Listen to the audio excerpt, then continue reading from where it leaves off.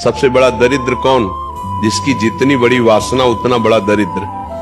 सबसे ज्यादा धनी कौन? जो संतोष धन से युक्त है और नाम जप करता हुआ। अगर 4 रोटी और नमक खा करके संतुष्ट हो तो आपसे बड़ा कोई धनी नहीं है। अगर लाखों करोड़ों अरबों की वासना है तो इससे बड़ा दरिद्र क्या है? कभी इसकी पूर्ति होती है क्या? 100 से हजार, हजार से 10,000, 10,000 से लाख, लाख से करोड़, करोड़ से अरब, अरब से खरब, फिर भारत का नंबर 1, फिर विश्व का नंबर 1, ये चलता रहता है मन में। वो दरिद्र ही है, वो कभी तृप्त नहीं हो सकता। तो बहुत अच्छा है कि आप कदम उल्टे वापस ले आए, नहीं तो जो मार्ग है वो नर्क की तरफ जा रहा था। बहुत कष्टप्रद मार्ग है, बहुत कष्ट मिलने वाला मार्ग है, क्योंकि महापाप होते रहते ना। पर स्त्री गमन महापाप, मदिरापान महापाप, मांस भक्षण महापाप। देखो, जितना हमको अपना मानव देह प्रिय है उतना हर जीव को अपना देह प्रिय है। और उन जीवों की हत्या कर कर उनके शरीर से अपना भरण हम कोई पशु थोड़ी, जैसे हिंसक पशु सिंह है, वो जब शिकार करता है, भेड़िया है, आईना है, ये जब शिकार करते तो इनको पाप नहीं लगता, क्योंकि इनके लिए वही आहार बनाया गया है। जैसे हम मूली, गाजर, तरबूज ये सब पाते तो हमारे लिए पाप नहीं लगता। क्या उसमें जीव नहीं? क्या है? आप देखो, उसके पेड़ को उखाड़ के देखो, सूख जाएगा। अगर वो जीवित है तो उसमें फल लगते हैं, वो हरा भरा दिखाई देता है। जब हम उखाड़ देते तो मुरझा जाता है, मतलब चैतन्य है।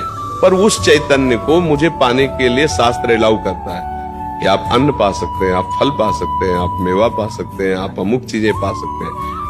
मनुष्य के लिए पशुओं का मांस भक्षण करने का आदेश नहीं है। उसके अलग है, जैसे सिंह घास नहीं खा सकता, कभी सेव संतरा नहीं खाएगा।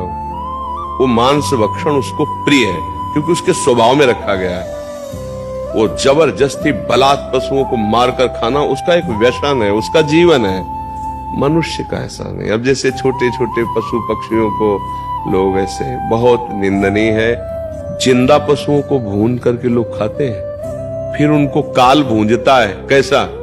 बड़ी गाड़ियों में, मर्सिडीज गाड़ियों में भूंजता है। वो एसी लगी हुई, फिल्मी गाना बज रहे और गाड़ी में जा रहे हैं, और एक्सीडेंट हुआ, आग लग गई, उसी में निकल ही नहीं पाए, उसी में भूंज गए। ये कैसे भुने? उनका परिणाम किसी कर्म के परिणाम से आया हुआ है।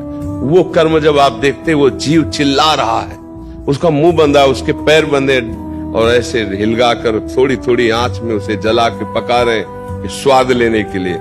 तो तुमको हाथ पैर बांधने की जरूरत नहीं पड़ेगी। तुमको ऐसी जगह जलाएंगे जहां कोई बचाने वाला भी नहीं मिलेगा। वो परमात्मा हर एक जीव को अपने कर्म के अनुसार दंड देता है। तो ये तो कहो आप लौट पड़े, तो अब जब नाम जप करोगे और लौट पड़े तो भगवान कहते हैं, अहम तो आम सर्व पापेभ्यो मोक्षयिष्यामि मा शुचा, मैं तुम्हें समस्त पापों से मुक्त कर दूंगा। तो पहली बात हम तुम्हें धन्यवाद देते हैं कि आप सतमा